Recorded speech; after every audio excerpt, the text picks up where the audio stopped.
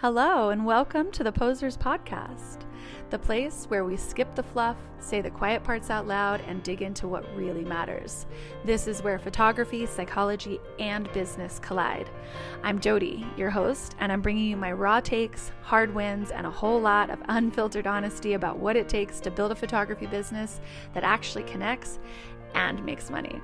So ladies, grab your headphones and get your tits up and your ears open because we are going to build something really incredible together. Well, hello, my beautiful posers. Welcome back to the Posers Podcast. It has been a week filled with my butt in my office chair, building out some things inside of the studio. So I have not been shooting very much. By design, I blocked out a couple of weeks knowing that I was going to want to spend some time building, but I am back at it this weekend with five shoots inside of the studio. I'm going to have to literally dust off my camera. But yeah, we're doing 5 shoots over the course of Saturday and Sunday. Saturday is also my second wedding anniversary of being married to husband 2.0. But he's going to have to take a back seat because the studio is booked and busy. But that's okay because him and I are popping off to Cabo next weekend to have a long extended weekend away to celebrate just the two of us. You know what? Enough about me and the huzzy, because it is not very on brand for me to be talking about men on this podcast because you know what? We are a girls only club. Okay, anyways, today we are doing the damn thing. If you are driving and listening to this, obviously keep listening. I love you. Keep driving. 2 hands on the wheel. I want you to be very safe. But just note that you are probably going to want to come back to this episode and listen to it again while you are sitting at your desk or sitting at your table, sitting somewhere where you can have a notebook out because notes need to be taken. We are dropping some bombs in this episode. So listen, last week we went full Ghostbusters mode and we dissected the rookie mistake that I made in sending a thesis of a response to a potential client who still hasn't responded, by the way. I told you I would keep you up to date as to whether or not she was booking, but we should probably just be like, toodaloo, Rach. I am so sorry because I did her dirty like that last week. But yes, we dissected the silence that can sometimes come after we respond to the ever-present question, can you send me your pricing? That email that seemingly all of our potential clients seem to lead with. And honestly, like whatever happened to a little bit of flirting before we get down to business? Like what happened to you buying me a drink before asking how much I cost? Okay. Oh my God. And why is that scene from Pretty Woman now in my head?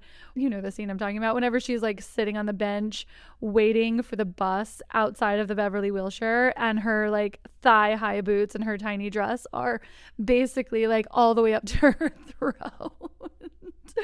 You know what? This ties really nicely into what I'm about to be talking about because in that moment, she had basically just gotten like dumped for the night. But you know what happens after that? Edward walks up behind her and I love it because they cut to the scene of the doorman like gawking at the fact that he's walking back up behind Vivian. And he says, did you really say $100 per hour? And Vivian says something. I mean, she does not stutter. She does not backpedal. She does not discount anything. She holds to her price and she matches his energy. And even though she may have felt like before she was kind of getting dumped for the night, she leans in and she fucking closes that deal. Okay, God, I love that movie. Anyway, so if our potential clients are going to come into our inboxes ready to play hardball, look at the little segues, the little innuendos back in. That's exactly what Stuckey would have said if he was going to play hardball. Yeah, if these potential clients are going to come into our inboxes just asking right off the bat, how much we charge, then you know what? We are going to match them with Vivian energy. So today we are breaking down exactly how to shift the power dynamic and how to stop feeling like you're chasing clients and start creating conversations that keep you in control, because we are not begging to be booked, okay? We are building value. So last week we talked about what really causes ghosting after that first inquiry lands into our inbox. And we looked at how long, overly detailed thesis type emails can overwhelm a potential client and actually shut down the conversation before it begins. And we broke down how keeping your response short and matching their energy and asking a couple of really simple clarifying questions can keep the dialogue open and shift the dynamic from transactional to personal. So we looked at how getting a client to simply respond to anything that we're asking creates a micro commitment. That small action really builds this sense of connection to your brand and starts to convert before they ever even know their pricing. Before they ever even know your pricing, which is the question that they are always seeming to be asking us. So this week we are flipping the script. Saying flipping the script, that makes me sound so old. How else can I say that? We are turning the tables. We are changing the narrative. Flipping the script just reminds me of bad commercials from 15 years ago. Okay, so we're taking it, get back on track, Jody. We're taking it a step further and we're looking at how to use that first reply to build trust and to normalize our high ticket offers and to take back control of the conversation. Because this week I have a much better example of how I followed my own rules of engagement, and I had a cute little gorgeous pretty little back and forth email exchange with a potential client who is now on my books for mid-September. And it's the weirdest thing with psychology and selling. It's like if you say the right thing, you land the deal.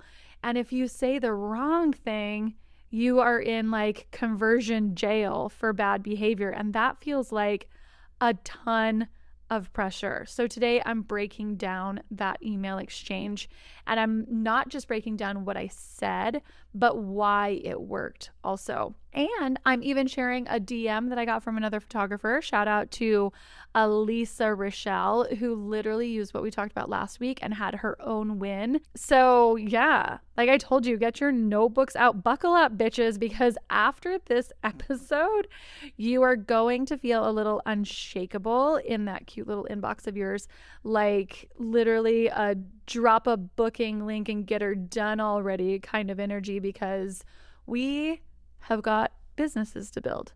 Okay, so let's start with that little love note that dropped into my DMs from Elisa. She said, well, first of all, her first line to me was, first off, I love the vibe of your podcast. I can relate with saying it exactly like it is. And did you guys think that I was going to leave out that little ditty where she said that she's loving this podcast? Excuse me, no, I sure wouldn't. This is women supporting women right here in the now. And we already learned how to brag better a few weeks ago. So of course I am keeping that little line in here. But Elisa went on to say, she says, I just listened to your most recent podcast today on the way to a photo shoot about ghosting. Since raising my prices, I'm getting ghosted constantly. It's depressing. But when I got home, I checked my email and I had a new inquiry. And I took your approach this time and I held back on sending the investment guide right away. And I got a response within the hour. And in that response that this potential client said to Elisa, they said, whenever you get a chance, please send your investment guide so we know how much we need to budget for. Okay, first of all, Elisa, hell fucking yes. Second of all, this is exactly how you take the power back and control the flow of the email so that the client is no longer leading the exchange. You are.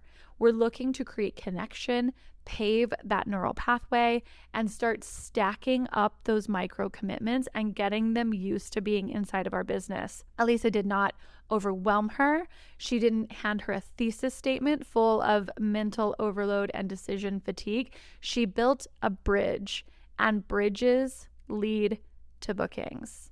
And what I want to point out too is that this client did not respond to her saying, please send your investment guide. She said, please send your investment guide so we know how much we need to budget for, which is already more of a commitment, already taking a step into the right direction because of how Elisa handled that situation. So bravo, brava. All right, here we go. So let's talk about my email exchange this week and what to do after that first email exchange if you're not going into booking a discovery call. We already discussed all of that like discovery call jazz last week. So pop back into that episode if you missed it and you wanted to know my lukewarm takes over there on discovery call mania. All right, so here's the email that I got on Monday. This client's name is Carol, and she said, hi, do you do senior graduation photo shoots? I have a senior graduating in 2026. Please let me know. Now, we already know from last week that what we're not doing is sending over the pricing guide, our studio process, options for client wardrobe, and the manifesto of all of our burgeoning businesses, right? No, we are locking in. We are getting airtight. So none of this conversation falls through the cracks. Our tits are up, our focus is lasered in, and we are matching that energy. And here's what I said back to her. I said, hi, Carol. I have a graduating senior in 2026 too. Yes, I do senior photos and I love them. Is this your first baby to graduate? And guess what? Carol replied moments later, because like I said last week, show me a mom who doesn't want to talk about their babies and I will show you no one. Understanding these nuances of human behavior is key to persuasion and influence. It's not just as simple as me relating to her as a mom. It's understanding how the brain works and what will elicit a response and what will get a closed door in your face. So she responded moments later saying, hi, Jody. This is my firstborn daughter, so it's my first time doing this. LOL. Do you have dates and package pricing? Now, notice the subtle shift. We moved from her just asking if this was something that I do into her asking not just for pricing, but also a date. And when a client asks for a date, it's a very good sign that you have added a little bit of grease to those wheels in their head, because asking for pricing is one thing. Asking for a date is like getting to second base because she's thinking another step ahead. So that's a key indicator that I can throw down a bit more information and she's ready to dive into this transaction a little bit further without getting spooked. And my email back to her continued to match the vibe of our commitment level. Think of it like whenever you're first starting to text someone new, someone that you're dating, you are keeping it light and fun.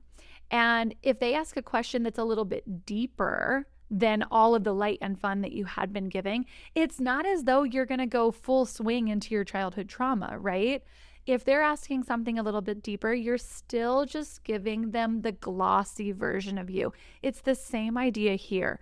So I gave her clear choices with easy to answer questions still.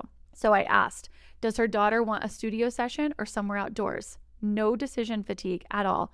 I simply hyperlinked a studio session and I hyperlinked an outdoor location.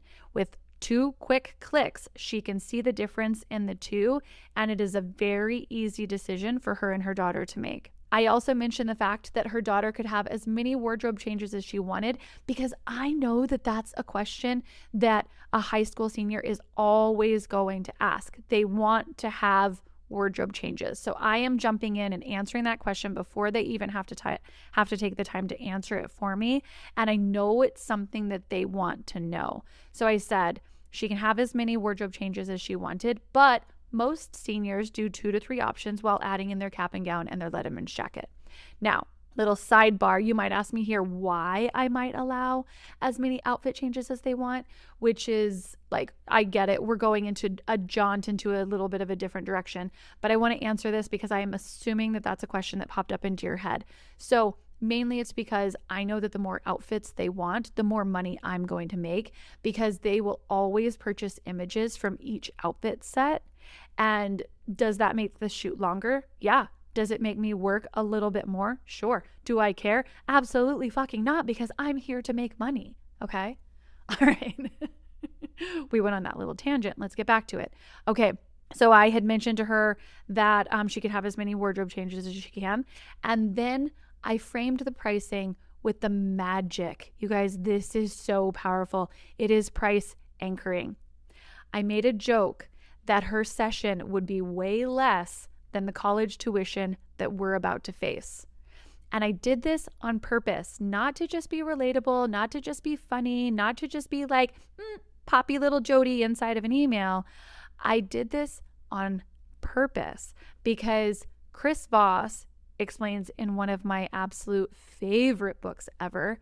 It's a book that's called Never Split the Difference.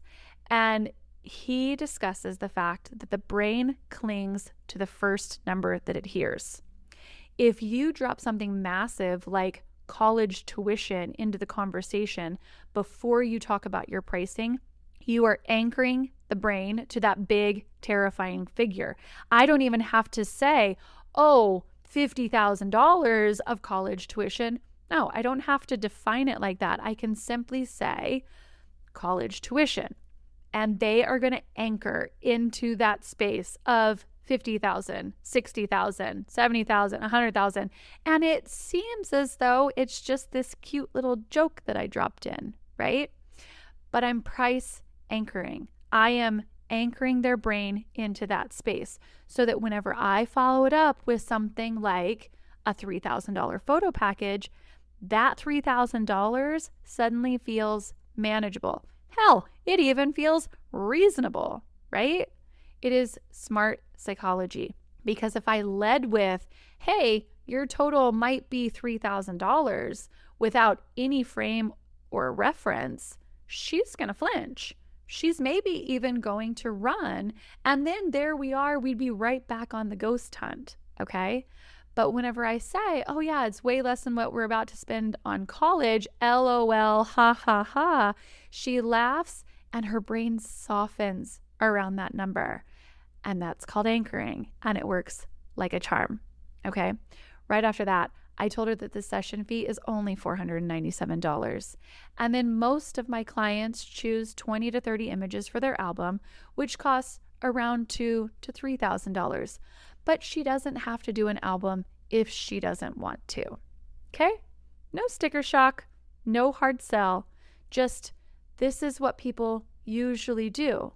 This is also a phenomenon that I'm using calling social herding that you have heard me talk about, because I'm looping in what all of my other herds of clients do, and I make this a normal number. And then I wrapped this whole email up. I said, would you like to grab a date in mid-September as the temperature starts to drop a little bit? Now, listen to this next part, because this is where we all panic a little bit. She didn't respond right away, okay? And I expected that, because I just gave her enough information to mull it over for a bit, and information that she needed to talk to her daughter and her spouse about, and a couple galleries to look out, and a couple decisions to make. So I simply set a reminder to follow up in a couple days, and I went about my week. That's a spot right there where most photographers panic, and we sit and we spin and we spiral and we think like, oh my God, they haven't responded yet. Oh my God, what do I do? Oh my God, do I send an email? Oh my God, do I not send an email? Do I play it cool? Do I act like this is no big deal? Do I never respond? Do I let her get back to me? When you take a minute to understand the cadence and the rhythm and the flow to the exchange that you are in with a client, it is a whole lot easier to simply know, hey, I just gave them a lot of information. I'm going to take a couple steps back. So I set that reminder. I went about my week. I followed up 2 days later, and I pulled out a tactic that almost always seals the deal for me. I sent an email that had my calendar listed out from mid to late September with the dates that I'm not available marked in red and the fewer number of dates that I am available marked in green. It was an immediate visual indication of how valuable my time is and how difficult it is to get into my calendar. Then each date had listed next to it the reason why I wasn't available that day. So let's talk about what that final follow-up email really did, because it wasn't just a, quote unquote checking in email. It was laced with strategy. So first of all, the hook of the email. If you think that hooks are only used for your reels on social media or your captions, I want you to reassess that, because the very first line of your email is also a hook, and it should reel your client in, okay? So the first line of my email immediately tapped into urgency and scarcity, and I open it up with saying, "Hi, Carol. A quick check-in before I set my calendar for the fall, and then I won't be able to get your daughter scheduled." That line is doing more than reminding her of dates. It's doing more than reminding her that she hasn't sent me a response. It is triggering something called the loss aversion bias. This is a sneaky little psychological powerhouse move when you understand it, because this bias teaches us that people place more value on something they think they might miss out on rather than something they know they can easily have. And I doubled down on it in my next line whenever I added, "These images are going to be cherished, so I don't want you to miss out." Now, pause here and hear me whenever I say this. I am not saying, "These photos of your daughter are going to be so pretty." I am saying, you're going to regret not having them. These are two totally different emotional paths. This one taps into the fear of future loss, which is one of the strongest motivators in human behavior. It's why anytime you see marketing and advertising that says limited time offer or flash sales that only last a certain amount of time, it is why that kind of marketing works. And it's a simple, "I don't want you to miss out," that can close a sale way faster than you ever trying to woo them with showing them how pretty your images are. Okay, so after hitting the loss aversion tactic, I slid straight into that very clear color-coded list of my calendar dates that were marked with red and green. Of course, I am choosing red because red is a powerful color. So whenever Carol sees all of those dates in red, her brain doesn't just read booked. Her brain subconsciously registered, "It's too late. Opportunity is vanishing. You've waited too long. She's in demand." Again, as humans, we avoid loss more than we chase gains. So the more red she sees, the more she feels like, "Oh my God, my options are disappearing." I marked the dates available in green, and there was only 3 of them. And I bolded the one and the only one that was on a weekend. So I am visually directing her to the exact decision that I want her to make, because her eyes can't help but go red, red, red, red, red, green. Oh, that one. That's visual anchoring and choice architecture. I'm reducing the number of decisions by designing the decision that I want her to make. I'm not saying book now. I'm like, "Honey, you better take me now or lose me forever," right?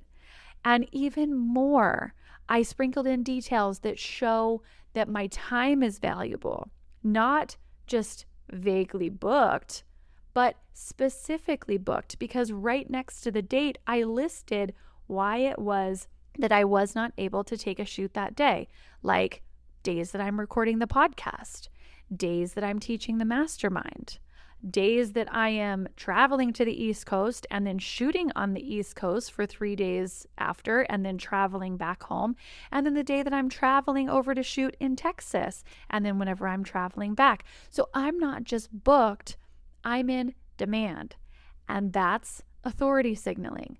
She's not thinking, can I book her? She's thinking, oh my God, can I still book her? Now, let's zoom in on that one Saturday that was available. I didn't just say, oh, hey, this is open. I said September 13th, it's open and it's a Saturday.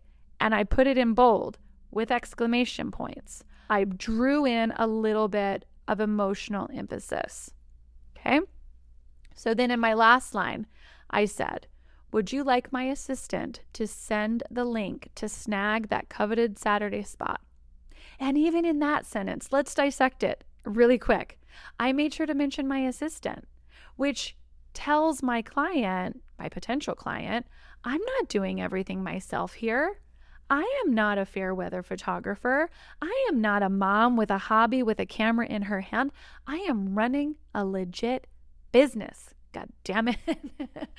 I used the word snag, right? It's a very casual, very easy action step, but it also emphasizes that we need to get it done quickly because that date is a hot little number that will go fast. And I mentioned the word coveted, which obviously taps into scarcity and urgency and FOMO, literally all packed up into one word. And did she end up booking that coveted spot? She sure as shit did.